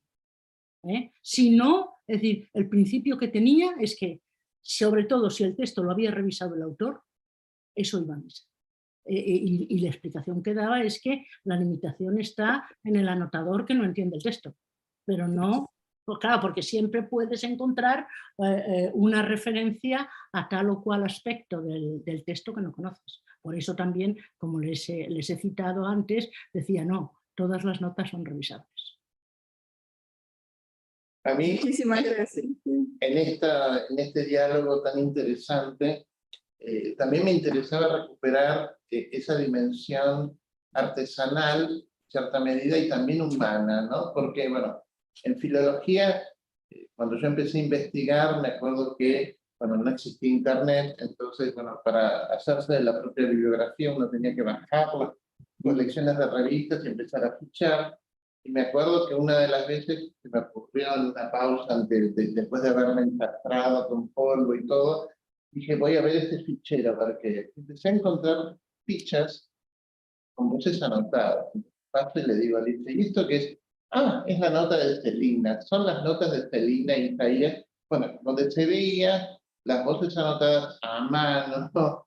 Tachada la ficha, reescrita. O sea, uno en esta perspectiva, uno tiene que recuperar también qué significó hacer esta labor en ese entonces. Porque hoy anotador quizás cualquiera se embarca en la labor de anotación.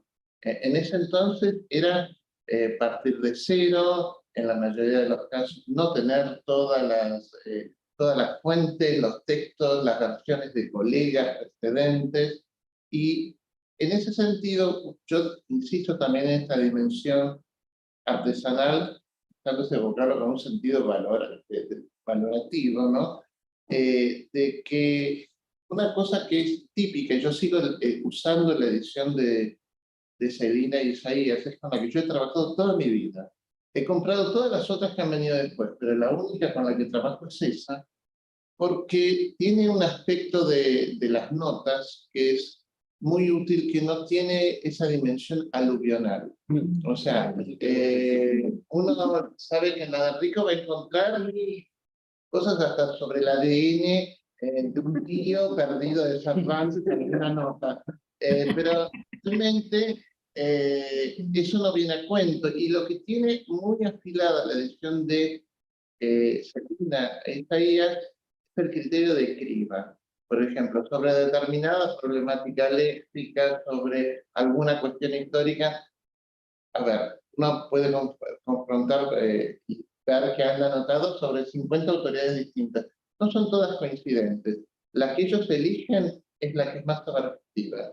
En el momento que hicieron la nota, en ese estadio de la evolución de los estudios. Entonces es como que uno se siente cuidado como lector, en el sentido que te dan lo pertinente. No me están obligando a hacer el recorrido en tanto especialista de un espectro infinito.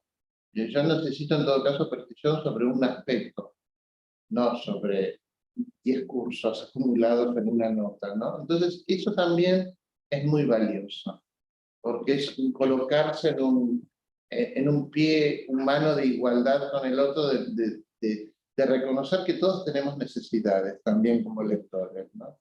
Y que no es, la nota no debería ser un espacio de afianzamiento de asimetrías o de construcción de vacíos o puntos ciegos del otro, ¿no? Uno no se siente cómodo con esas notas porque de hecho hoy día no las... O sea, porque estar leyendo todo el tiempo así tampoco es agradable. Ahora, ¿no te parece que esto tiene que ver con... Hoy en día el tipo de edición es muy diferente. Y una edición crítica que te echa para... Yo, bueno, soy medievalista, no sé eso del siglo de oro, la problemática no es exactamente la misma. Los textos medievales tienen un problema generalmente mucho más grave que resolver y presentar. Aunque yo soy creo, como han dicho aquí varios, que hay que abrirse un poquito más amplio y hay que ponerse al nivel de amplio, pero y saber enseñar con claridad, no con oscuridades, para deslumbrar a los incautos, como se hace frecuentemente, pero las secciones críticas que presentan en las problemáticas, que además han cambiado. Creo que, a ver, miren, yo... Que son para especialistas. Claro, lo que pasa es que... Es que en ese mercado creo que hay esto de... O sea, no sé si es del todo honesto, porque siempre se habla, no, claro, esto es una edición para especialistas. ¿Cuántos son los especialistas que efectivamente van a estar preocupados por cuántos manuscritos distintos de tal texto de Quevedo, o de tal obra, o de tal pirata, o de tal romance? Son muy pocos, en verdad.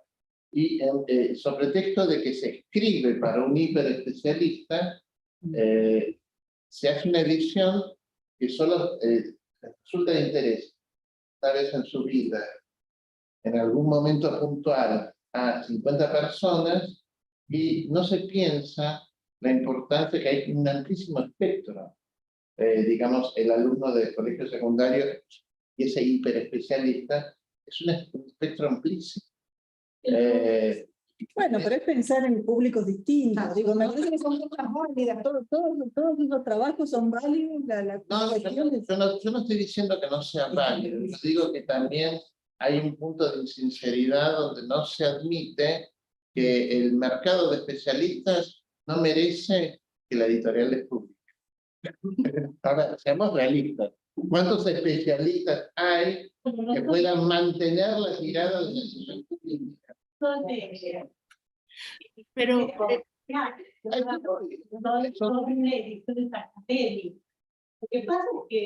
es que en tal cuenta me imagino por el pueblo de mi universidad, por un lado las de 3 volúmenes, pero por otro estaba esta, no me acuerdo yo de qué editorial, ella hablaba con poemas y que era todo el mundo tiene versos inventados por Menéndez que no saben. Y eso está corregida, está corregido todo el texto. Esta edición circuló y formó a generaciones de personas, sin desmerecer yo menos que nadie la labor extraordinaria de Menéndez Pidal. Nadie usaría ese texto para la investigación y incluso para la enseñanza. Es un texto, el texto establecido por él. Es un texto de buena idea personal. De acuerdo con sus ideas de la fecha, del plan, de los dos juglares. La mañana en cuanto a la edición, hay una edición, por ejemplo, la única edición que se está que había de un poema francés que es un el editor actual lo que dice es un arte argentino. Agarramos de la cita una edición. Es un texto muy realmente argentino y realmente lo sacó.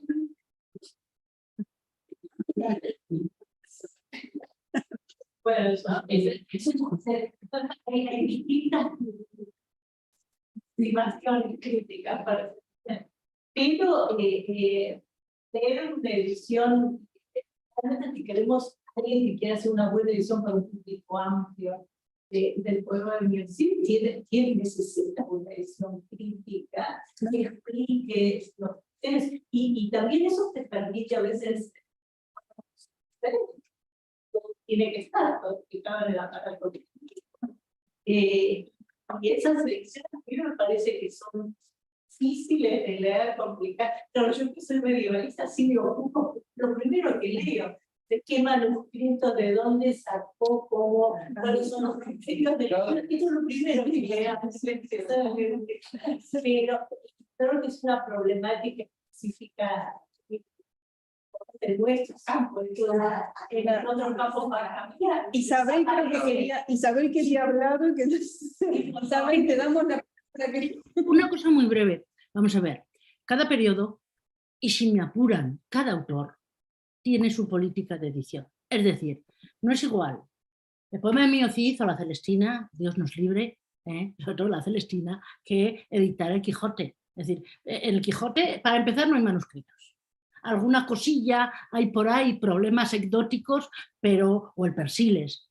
No tiene Cervantes problemas anecdóticos de la envergadura de otras épocas o de otros autores. Pero, dicho esto, también quiero decir otra cosa. Si nos vamos a las ediciones de Lerner, como la Araucana, como la Silva de Peromesía, vamos a encontrar otro tipo de anotación. Y aún así, lo que yo diría es que él siempre guarda un equilibrio entre lo que puede ser, estamos hablando ya de ediciones críticas, la edición del Quijote es una edición anotada, no es una edición crítica del año 69 de Celina Isaías, ¿no? Entonces, claro, yo creo que hay que llevar un poquito de cuidado a la hora de manejarnos porque hay varios aspectos que hay que considerar. Es el autor, es en la época, es el tipo de edición.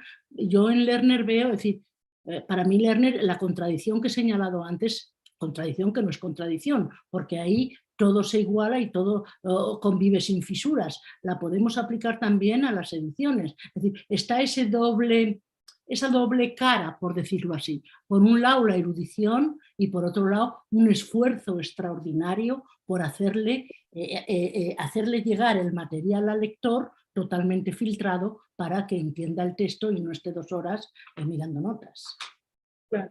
Sí, no, tal cual. Y Fernando quería decir algo. No, dos cosas para terminar con algo que circuló por ahí sobre el equipo de la cátedra de Celina Cortázar, que era algo muy particular, es decir, en el sentido en que los miembros de la cátedra venían a escuchar a los otros miembros, es decir, que no solamente estaba la cosa de hablar, sino la de escuchar, y daba la sensación de un equipo que funciona. Y eso no lo veíamos. Por citar Latinoamericana, era un desastre, se odiaban y decían este lo odia tal porque no sé qué, no sé cuál. Ahí nada se transforma. Había rivalidades como hay siempre, pero el equipo era un bloque y exacto. Bueno, eso. Y eso era admirable y rara vez lo vi en la vida.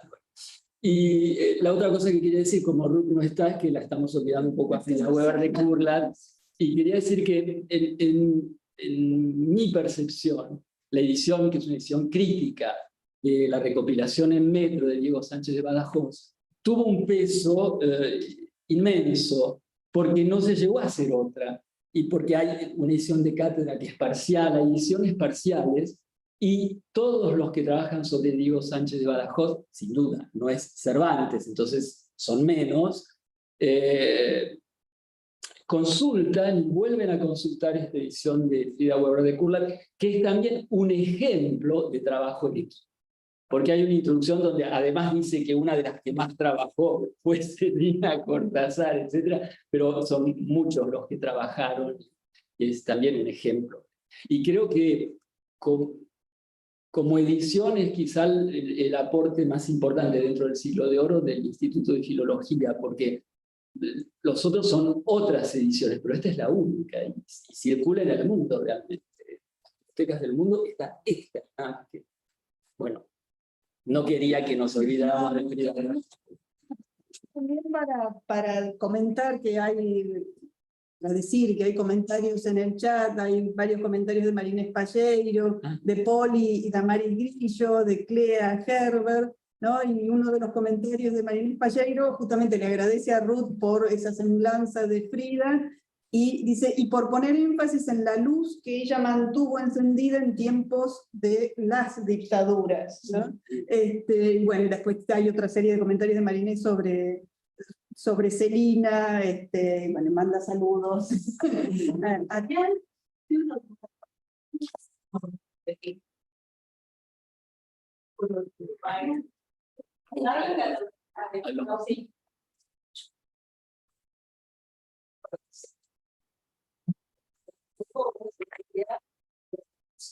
Estaba formado. Después se fueron, y mi padre dedicó gran parte de esos años a criar a sus hijos. Durante muchos años no trabajó, y empezó a trabajar cuando nosotros ya éramos no grandes, yo tenía 8 años. Y ahí hubo un espacio de tiempo amplio, en el cual ella prácticamente no trabajó más que a través de la lectura. Estaba mucho el día. Cuando ella retomó el trabajo, sobre todo de la literatura, gracias a Marco Morín, por lo a través del seminario sobre el Quijote, yo varios años que llevo Marco Morín en la facultad, no sé si antes. Creo que sí. Yo creo que sí. En ese equipo estaba también Israel. Y de hecho la edición es un fruto de todo el trabajo del seminario, como digo, que por algo va a ser Claro, el prólogo. A partir de ese trabajo, mamá puso contacto, digamos, con el ambiente universitario en el año 55, creo, no sé qué se llama concurso. Ella se presentó al concurso de la literatura española del siglo de oro, creo que como trabajo práctico, trabajo práctico, que creo que era también Estrella Gutiérrez, el profesor, el titular. Ella trabajó con Estrella Gutiérrez varios años como jefa de trabajos prácticos, luego lentamente, a través de los años, fue aumentando su trabajo, su presencia, con mucha amistad, mucho trabajo con Frida, a quien yo conocí muy bien también. Venía mucho a mi casa y a veces íbamos a visitar. Es decir que, vuelvo a insistir, había esta cosa de amistad real de las personas que colaboraban académicamente. ¿Saben? Eso es una de las cosas que también quiero citar. Y bueno, después ustedes saben, fue muy importante para ella, muy importante. La presencia de María Rosa Almida en un seminario que vino a dar acá, me acuerdo que vino a dar. Fue en el año de muerte. En el 62, ¿no? Creo que fue. En el 62, ella vino a dar un seminario sobre líricos renacentistas, y que la anécdota es que cursaron Isaías y Celina, y que ella recuerda siempre, dice, bueno, Isaías nunca quiso dar el examen, no quería ser evaluado. Dice, pero Celina fue y lo hizo. Yo guardo el informe. La cosa vida Dios sobre mamá. Al final era muy laudatorio. Eso fue para mi madre, fue fundamental, porque como que le dio era una cosa grande, Claro. le dio como un espaldarazo. Le dio la seguridad, Un shock de autoestima. Siempre hablamos. No, muchísimas gracias. Bueno, tenemos que ya dar por cerrar, ¿no? Porque acá...